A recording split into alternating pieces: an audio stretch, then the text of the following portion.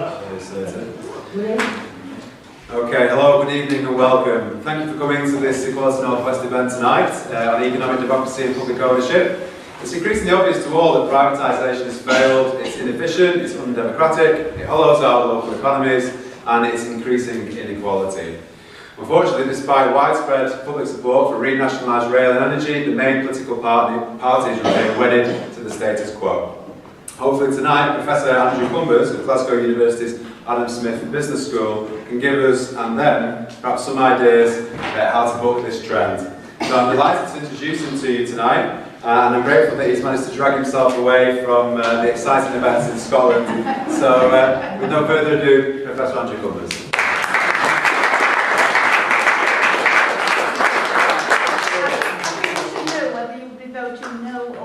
I'll tell you at the end. I'll stay till the end for that. But you can probably guess that you might be able to get a hint as I go through. Well, thanks to Philip and thanks for inviting me here today. It's great to have a room full of people who want to talk about public ownership and economic democracy, because it isn't so long ago that people like myself who have been very passionate about these issues for many years, more years than I care to remember. But it wasn't so long ago that we were virtually seen as pariahs by most of the economic profession and indeed the political establishment for even suggesting that the state, public ownership and collective ownership still had a presence in the global economy of the 21st century.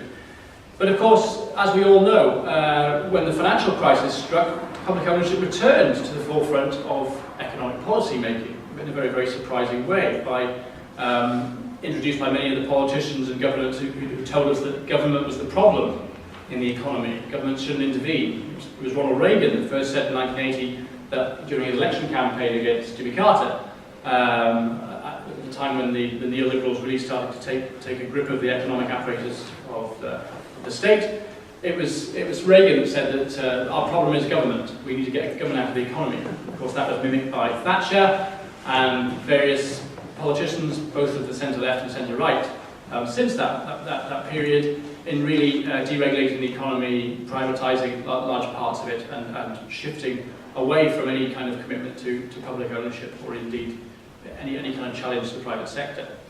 But that changed in 2008 with the collapse of the financial system, of course. Even the United States rediscovered the benefits of nationalisation.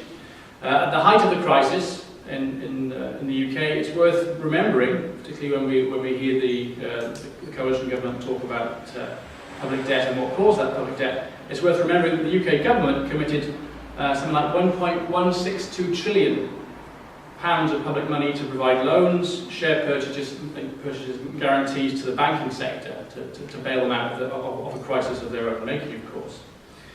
Now, many of us thought at the time that this might be an opportunity to rethink some of the ways in which the economy is run and to begin a proper debate about what the economy is and who benefits from it. But of course, public ownership was introduced as a temporary measure. It wasn't seen as something that should be sort of taken too seriously. It was a temporary measure to put the economy back on its feet until normal business conditions, whatever those are, normal business conditions returned. Let me quote you Alistair Darling, Chancellor of the Exchequer at the time, and a man who more recently has been the pillar of strength of the No campaign in Scotland during the referendum. I'll let you decide whether that's an ironic statement or not. But I'm more interested in Alistair Darling's contribution at the time of the financial crisis. So let me quote you his remarks during that crisis, and I'll just give you a quote from February 2008, which, for those of you with very good memories, was the month when, after some months of prevarication, the government decided that they would actually renationalise, or rather nationalise, Northern Rock as the first bank that they nationalised. And when he announced nationalisation on BBC News, Darling said, and I quote the full quote, "It is better for the government to hold on to Northern Rock for a temporary period, and as and when market conditions improve, the value of Northern Rock will grow and therefore the taxpayer will gain." We all know what happened there. But what I'm most interested in what he said next. He said, "The long-term ownership of this bank must lie in the private sector." Now, this tells you quite a lot about Darling, the New Labour establishment, and the political establishment generally, in their belief that the private sector, and when they mean the private sector, they really mean private corporate business. They're not talking about small business, of course. That these are the best people, these are the best institutions to run our economy. And it's interesting to reflect a bit more on Darling's comments, because he said the ownership of this bank, Northern Rock, must lie in the private sector. Now, anybody who knows anything about Northern Rock will know that for something like 135 years of its 147-year history, it wasn't in the private sector at all.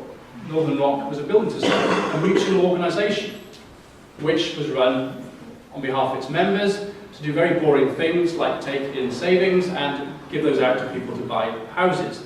It was only when it was demutualised, of course, that the Northern Rock got into trouble, when it tried to play the big game of city financial speculation, particularly in the North American housing market, that it got into trouble.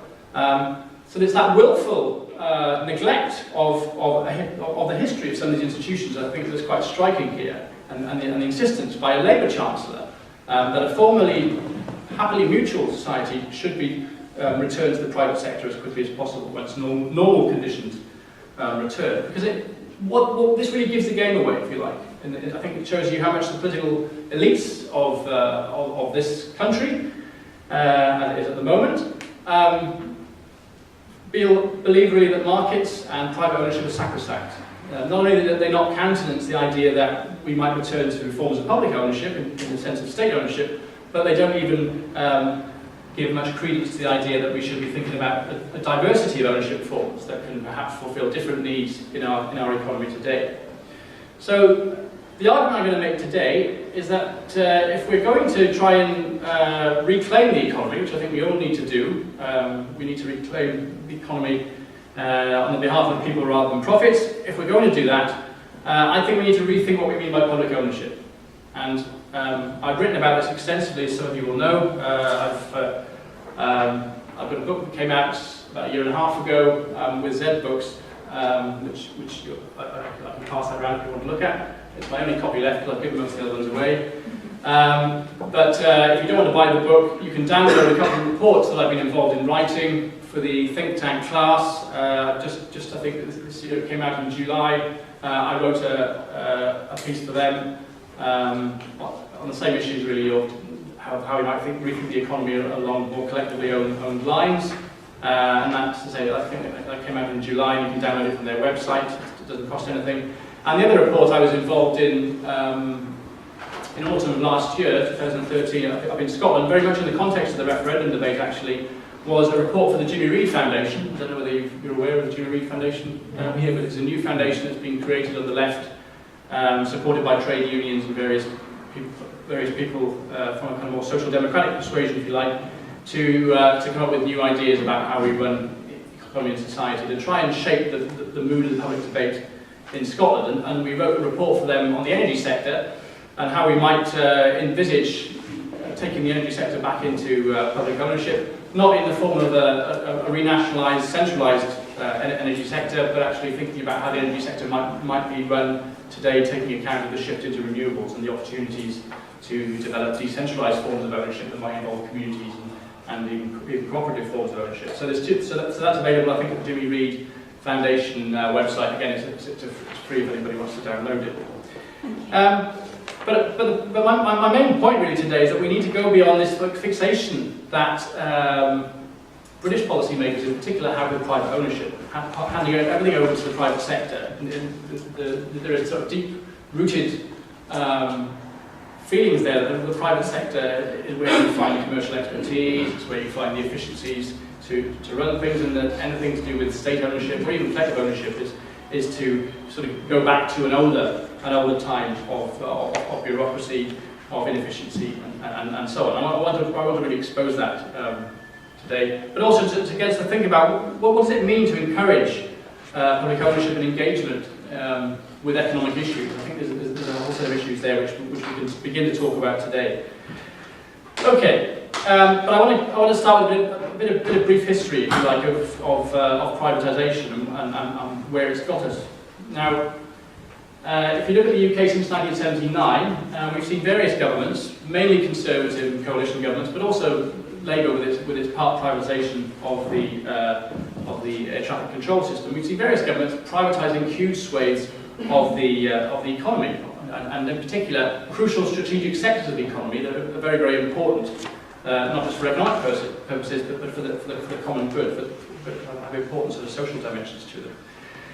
And it's often forgotten that the original rhetoric behind some of Thatcher's privatisations in the 1980s was about creating a property-owning democracy. The idea that you could offer shares to everybody. You get ordinary people buying shares and moving into the stock market, and that was a way of introducing some kind of economic democracy. And that was it's important to remember as well, that was a kind of counter project to the project in the 1970s amongst the trade unions and the left to actually demand more industrial democracy at the time. There was actually a big demand in the 70s for democratising more parts of the economy than we had at that time. So Thatcherites came up with their own ways of a property-owning democracy. But what was interesting about that, if you follow the effects of privatisation through from 1979 right through to 2012, rather than creating a property-owning democracy, what these privatisations did is they actually created a property-owning oligarchy. Because in fact, what we've seen, and usually I give a PowerPoint with this presentation, but I haven't got that today. But what we've actually seen in the graph here, I just hold it up quite nicely. I don't know if you can see that at the back. But what we've actually seen is instead of property-owning democracy, there's been a massive shift from individuals owning shares in Britain's biggest companies to actually the biggest group of shareholders now in the UK largest companies is actually foreign corporations. There's been a massive shift, and it's shown here on the graph. The graph actually follows ownership shares from 1963 right through to 2012. I don't know how well you can see that, but the bottom part of the graph shows individual shareholdings, and you can see that individuals owned about half of the stock market in share portfolios in 1963. A decline all the way since, but the biggest decline really is since the late 70s, early 80s, when privatisation kicked in around here, when there's been a massive decline. And now, I think individuals' proportion of shareholding in the British stock market is something like around about 10% or lower. Alongside that, there's been this massive growth in foreign ownership, which is the big red. Can you see that just about? This is the big red second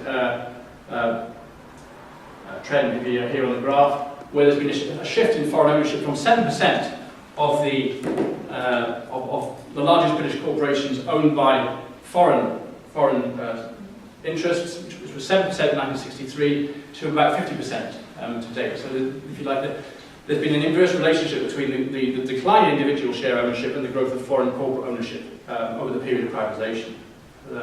So quite clearly, we haven't seen this property-owning democracy by any stretch of the imagination. We've actually seen the large parts of the economy, and indeed important strategic parts of the economy, handed over to foreign interests. And I'm not anti-foreign at all. I'm an internationalist, but it's the nature of the interests that are getting involved in our economy that's of most concern, perhaps.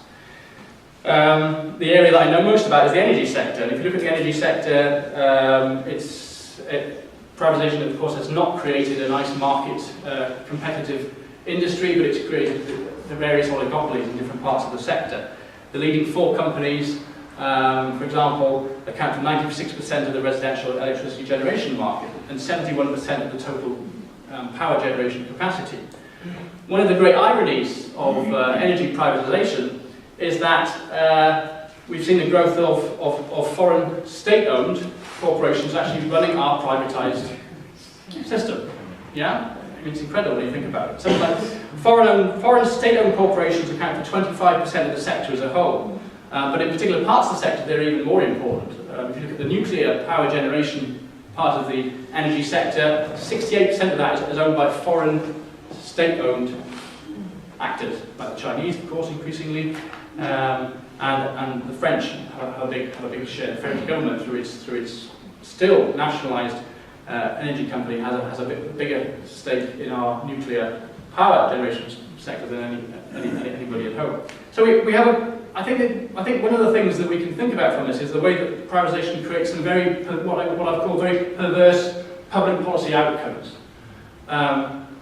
the Chinese, the French, the Norwegian and Russian governments have more ability to do things in our energy sector than any one British political actor. Yeah, they have more control, more strategic control over our energy sector. And if we accept that our energy sector is critically important to life in the UK, not just the economy, then that I would suggest is a real problem. The other aspect of the growth of foreign ownership in the energy sector is the increasing financialisation of the sector. Do people know what I mean if I use the term financialisation? What I'm talking about there is the growth of financial interests, hedge funds and private equity firms, which have an increasing share of not just the energy sector but other utility sectors as well. If you look at the water sector, to give you another example, I think 10 out of 23 regional water companies are foreign owned, and 8 of the 23 regional water companies are actually owned by private equity firms. Yeah? And given that we're talking about water and energy, two essential supplies for life and well-being, then I think it's quite concerning that we're basically handing these parts of the economy over to institutions whose real job is to sort of sweat assets for private equity and value. So it's a real problem. Now, a lot of people will say, okay, does this really matter? And I think most of us in the room say, well, actually, given what I've said already, I think it matters. Yes, it does matter. But you might say, well, it wouldn't matter if this privatisation was actually delivering in terms of basic things that energy and water have to do. But we know that it's not delivering for broader public policy purposes. Again, I'll go back to the energy sector. If you think that the three key things that an energy sector should do are to deliver cheap energy to consumers, cheap electricity to consumers, to make sure that the lights stay on in our basic security of supply in this country. And the third thing in the current period, of course, is that the energy sector should be moving towards renewables as a contribution to climate change. And anybody that denies climate change in this room, okay, fine, you're probably in the wrong place. Now, on all of those three key public policy issues, privatisation is failing dismally. It's not just failing, but it's failing dismally. Just to give you one example, if you look at energy security, because the privatised energy firms have not invested in a new generation of energy generation capacity, and because most of our existing carbon-based and nuclear capacity in this country is due to run out in the mid-2020s, one expert has suggested that we face the prospect of a perfect storm in the energy sector. This is why the government's suddenly panicking and trying to get people to invest in renewables, and why it's spent so much time courting the Chinese to try and produce a new nuclear power station, because there's a real possibility that the lights could go off given the failures of privatisation in the energy sector.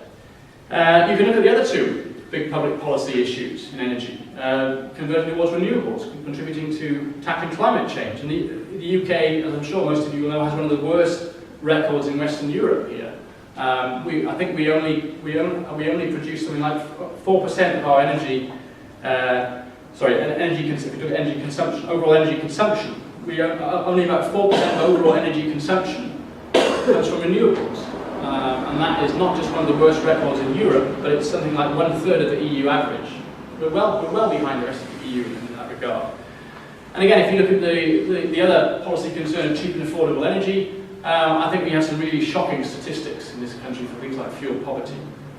More pensioners per head of population die every year in the UK than they do in Finland. Which, given the relative climates of the two countries, I think is pretty damning. And even bigger countries like Germany, we have a much worse record of people in fuel poverty and dying every year.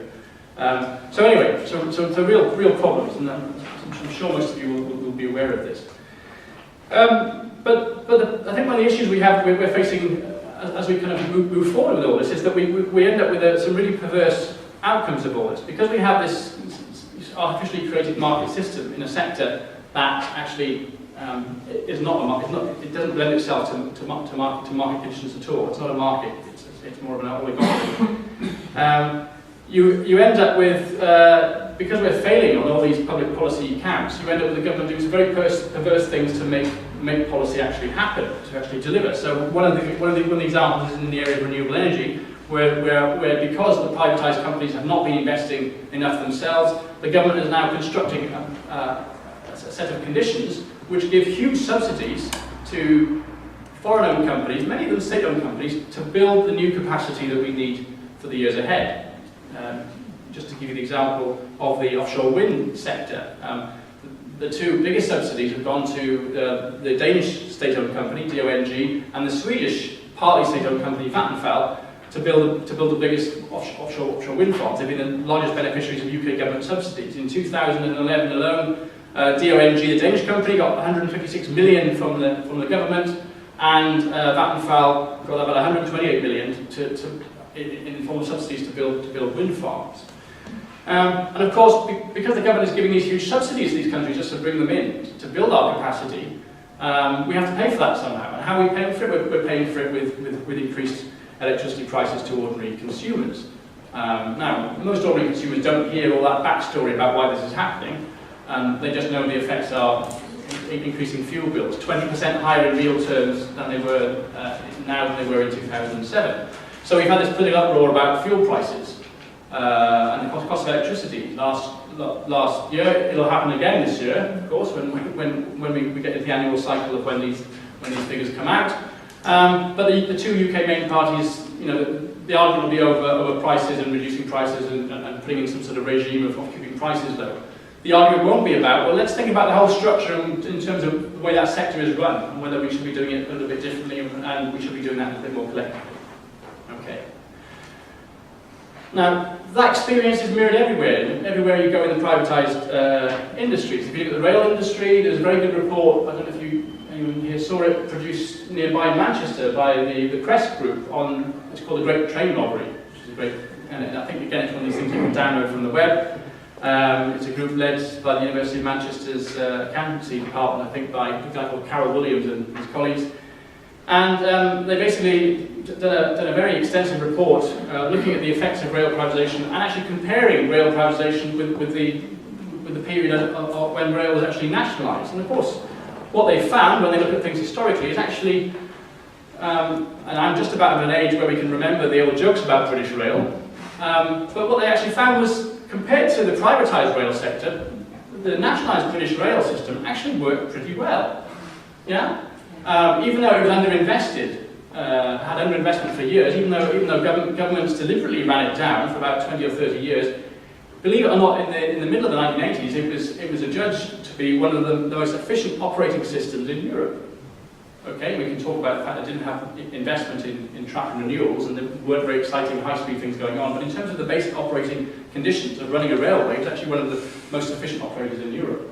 But that's not something you hear about much these days. But anyway, compared to privatisation, it's worth pointing out, as they do in their report, as Carol Williams and all in this report, that they actually show that investment in the rolling stock in the nationalised railways was higher in the 5 years prior to rail privatisation than it was over the period between 2007 and 2012 in the privatised sectors. Not only was it higher, but it was 60% higher than the investment going into the privatised sectors in the most recent period.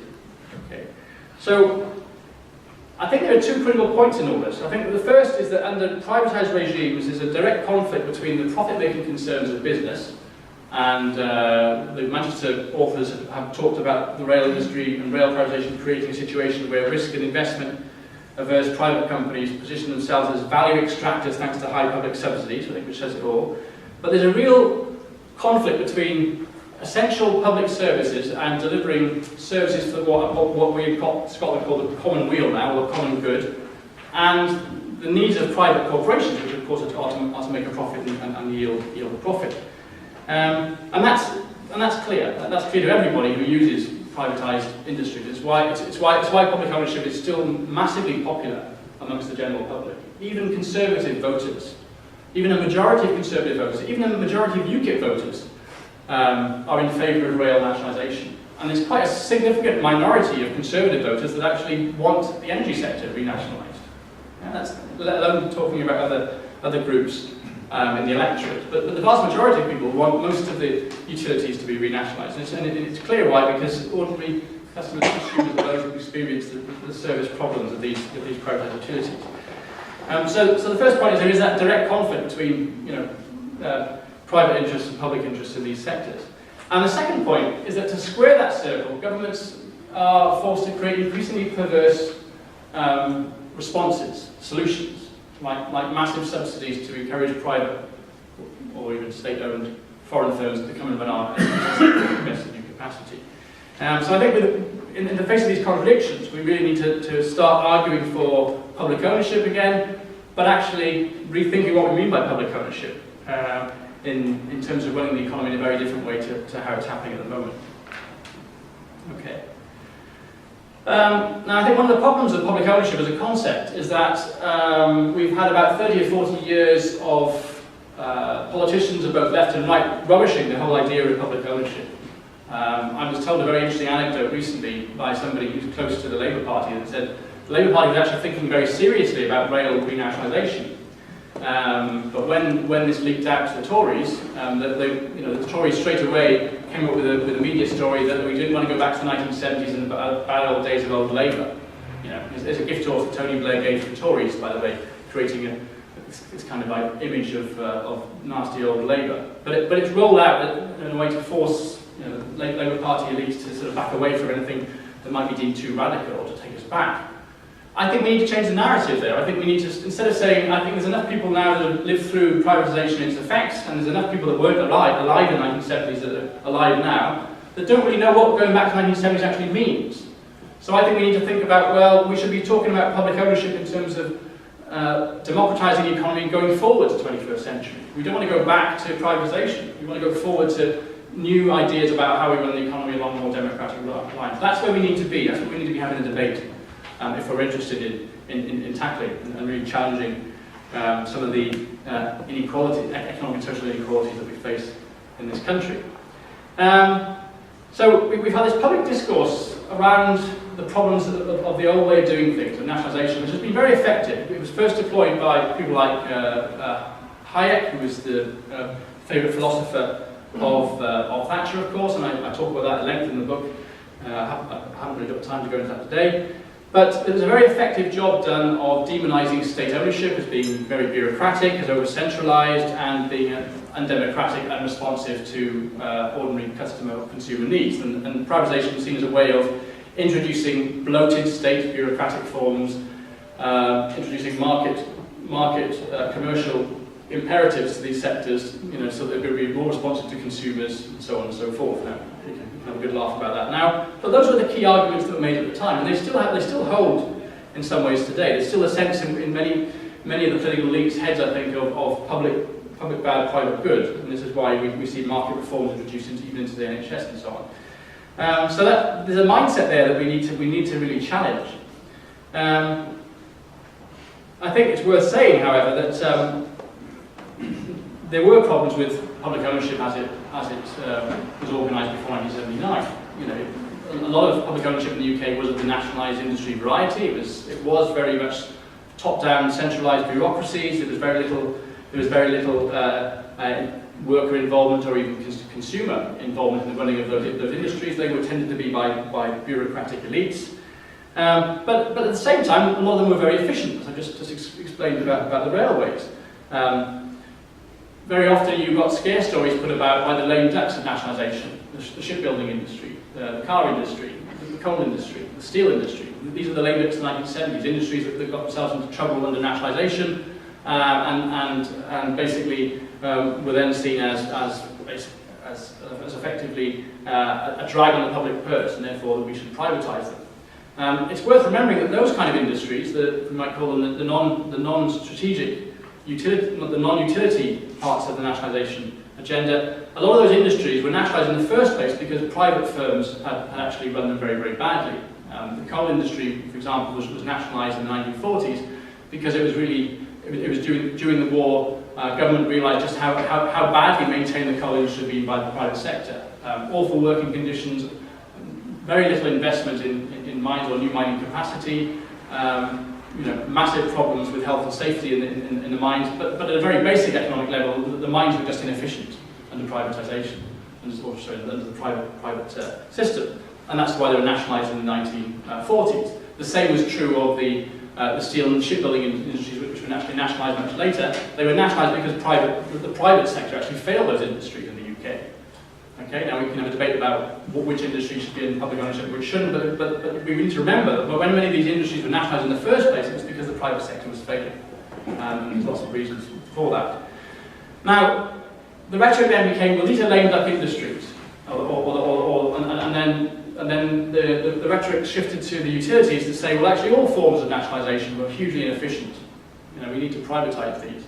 But actually, if you look at some of the utility sectors in the 1970s, they were actually very efficient. The water, electricity and gas industries, some economists did a study of the historical comparisons of productivity of these industries compared to the American private sector in those industries.